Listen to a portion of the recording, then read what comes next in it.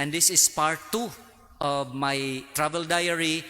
I'd like to share with you, my purpose of sharing this is that since I am picked out here in order to do the novena for the purpose of sharing my experience in the canonization, what better way to share than letting the video speak for itself. This was my travel diary shown on region-wide on GMA 7. I asked permission from GMA. Can we roll it? Thank you.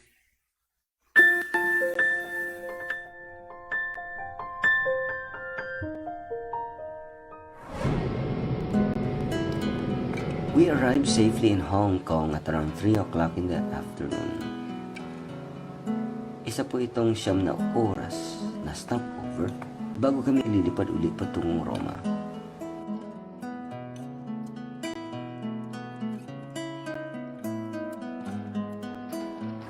Dili gyud lalim ang pag sa imahen considering sa daghan kayong mga immigration protocols sa Matag airports.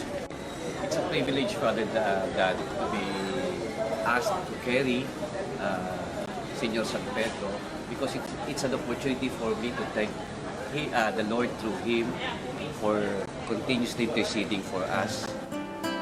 Tamang-tamang timing, in God's own time and by His own hand. Maayos kami nakarating sa Hong Kong, kung saan nabigyan pa ng pagkakataon ng ilang deboto na makahalik sa banal na imahe bago pa man nito may pasok ulit sa espesyal na lalagyan para sa final leg ng aming paglalakbay, ang Roma.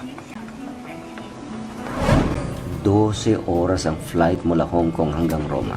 Excited ang lahat, kahit medyo lito nga lang dahil umurong yung oras 6 hours kasi late ang Roma sa oras ng Pilipinas. Finally, nakarating kami. Mula airport, tumulak kami papuntang Colegio Filipino. Higit kumulang 45 minutes ang aming biyahe. Ito ang Colegio Filipino. Dito nakatira ang mga seminarista, paring pinapadala ng mga superior nila upang makapag-aral sa Italy at higit pang palalimin ang kanilang kaalaman tungkol sa salita ng Diyos. Dito ilalagak ang imahe ng Beato para sa preparasyon, lalo na sa Triduum mula October 18. Alas 10:20 oras ng Roma nang kami dumating sa Colegio Filipino. Sinalubong kami ni Father Marbalili, Monsignor Dennis Villarojo. Nandun na rin ang secretary ni Cardinal Vidal na si Father Jojo. Wala akong naramdamang pagod. Masaya, excited, mataas ang aking adrenaline kumbaga. Kahit si Cardinal Vidal ay maluha-luhang nagsabing, My dear brothers and sisters in the Philippines, the group who brought the images of our saint has arrived, and we are happy and grateful that their trip was very successful, and now they are here in the Colegio Filipino waiting for the moment when the Holy Father can bless the image and then brought back to the Philippines. Cardinal Vidal's emotional reaction at the arrival of the Blessed Image was so touching. Naintindihan ko kung bakit tila di mapigil ng kardinal ang kanyang mga luha sa tuwa. Sa kanyang administrasyon kasi, bilang Arsobispo ng Cebu, sinimulan ang cause for beatification of Pedro Calungsod. At nakanonize nga siya. Ngayon, nag-retire na siya, di niya akalaing makarating siya sa araw na to na mayakap niya ang imahe na simbolo ng pagiging ganap na santo ni San Pedro Calungsod. Bago pa lang namong gihatod ang estatwa ni Beato Pedro Calungsod og giintrigar ngadto ni Ricardo Cardinal Vidal sa Colegio Filipino ug motoy nagtapos sa among kabilinggan sa pagda sa estatwa gikan sa Sugbo nganhi sa Vatikano.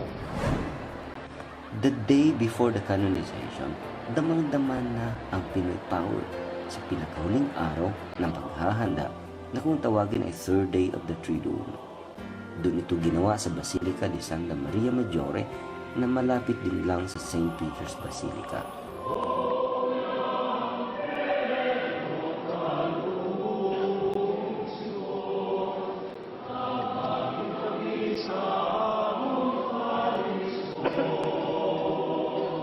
Daming Pinoy na pare at obispo at lalong napakaraming Pinoy faithfuls na dumalo. Ang galing ng choir ng University of the Visayas, kahit a cappella, pang-concert ang boses nila. Matapos ang Mass, pinagkaguluhan sila sa labas at pinakanta.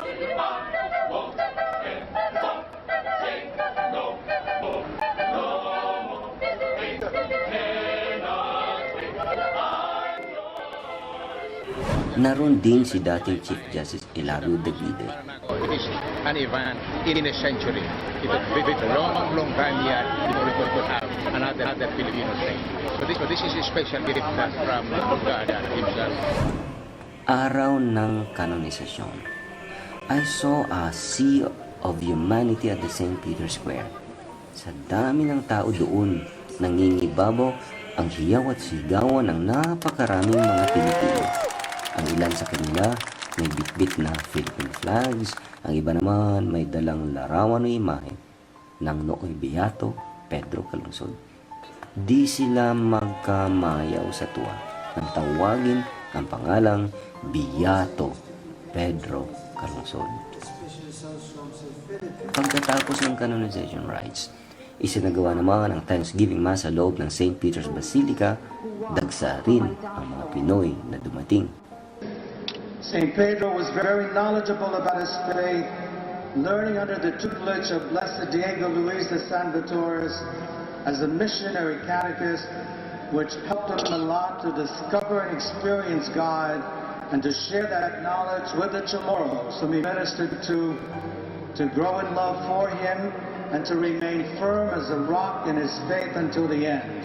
Ang saya ng pakiramdam na makita natin ang tarpaulin image ng ating bagong santong Pedro Calungsod na nakasabit pa rin sa isa sa mga hadligi sa harap ng St. Peter's Basilica.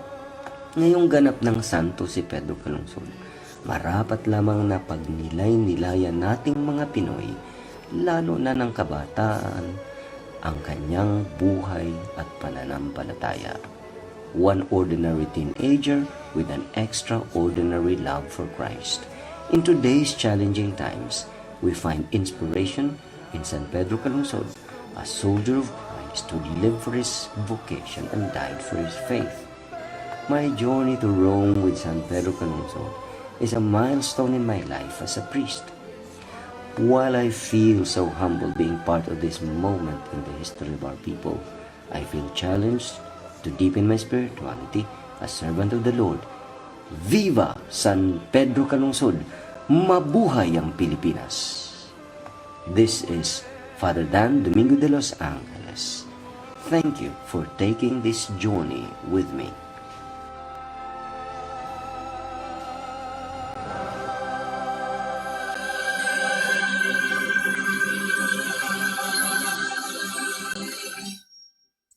The pandemic is trying to dampen the spirit of the 500 years of Christianity. The pandemic is trying to weigh heavy upon us in our desire to mark these 500 years of Christianity with signs and symbols that manifest the depth of our faith. Nevertheless, kung naay uban mo ingon maura tong 500 years, history cannot say wala tay gibuhat, because 9 years ago, the church officially declared that the Philippines, especially Cebu, wala masiro sa kontribusyon because doon natay santo, a martyr, and not just any ordinary martyr, but a child, 14 years old. 14 years old is considered a child under laws, international laws. Maybe that's why Cebu is so blessed, because dinhi na sentro ang mga bata sa ato. Christianity, Santo Niño, and then our first saint, Pedro Calungsod, a child, 14 years old. But let's not remain in the cradle. Let's not remain in the cradle. Would that through our faith, we will learn to walk both feet to become missionaries in our own ways to spread the faith, the very faith that Pedro Calungsod died for.